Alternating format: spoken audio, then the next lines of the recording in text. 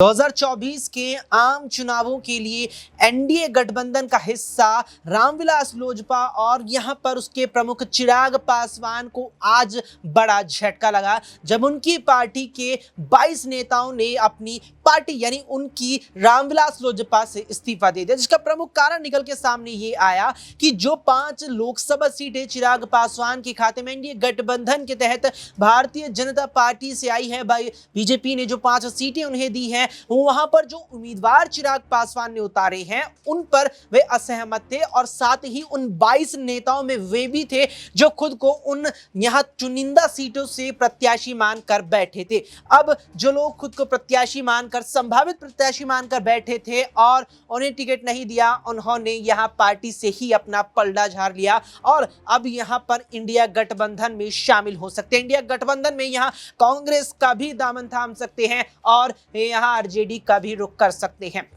ऐसे में चिराग पासवान के साथ बताते चले कि यह पहली बार नहीं हुआ है, इससे पहले भी अविभाजित लोजपा, जी हां, अविभाजित लोजपा और विभाजित लोजपा, ये बात लगातार चिराग पासवान के संदर्भ में कही जाती है। उनके पिता और पूर्व केंद्रीय मंत्री चिराग पासवान के निधन के बाद 2020 में जब उनके चाचा पशुपति पारस ने, जो पार्टी के मौजूदा सांसद भी हैं, उस वक्त के 6 सांसदों में से भी एक थे, साथ में 4 और सांसदों को लेकर पार्टी से बगावत कर दी थी। अब संविधान के नियमों के मुताबिक एक राजनीतिक दल के अगर विधायक या सांसद बगावत करते हैं, ऐसे में उसे बगावती या बागी सांसद और विधायकों पर कार्रवाई करने के लिए कम से कम 1/3 पार्टी का हिस्सा या सांसद या विधायक उसके पास होने चाहिए, जबकि चिराग पासवान उस वक्त इकलौते सांसद रह गए थे और पशुपति पारस खुद को मिलाकर के 5 सांसद उनके पास हो गए थे। लिहाजा उनके पास अपनी पार्टी भी नहीं रही और वो 2 टुकड़ों में बट गई। यहां बनी उस वक्त राष्ट्रीय लोजपा और रामविलास लोजपा। रामविलास लोजपा का नेतृत्व जिस तरीके से चिराग पासवान कर रहे थे, उसके बाद